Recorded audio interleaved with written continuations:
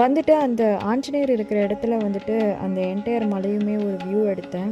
இது நிறைய பேர் சொல்லியிருப்பாங்க. நான் ஆனால் அன்றைக்கி பார்க்கணுன்னே பார்த்தேன். அங்கே பெருமாள் படுத்திருந்த மாதிரி தான் இருந்துச்சு.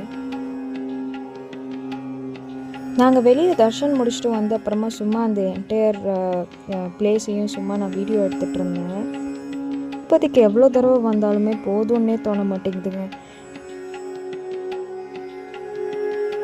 இப்போ நீங்கள் பார்க்க போகிறது அந்த ஆஞ்சநேயர் கோயில் பக்கத்தில் இருக்கிற அந்த தீபம் ஏற்றுறது. இங்கே நிறைய பக்தர்கள் வந்துட்டு அங்கே தீபம் ஏற்றி அங்கே பெருமாளை வந்துட்டு சேவிக்கிறாங்க. அங்கே அவங்களோட வேண்டுதலை வந்துட்டு வைக்கிறாங்க.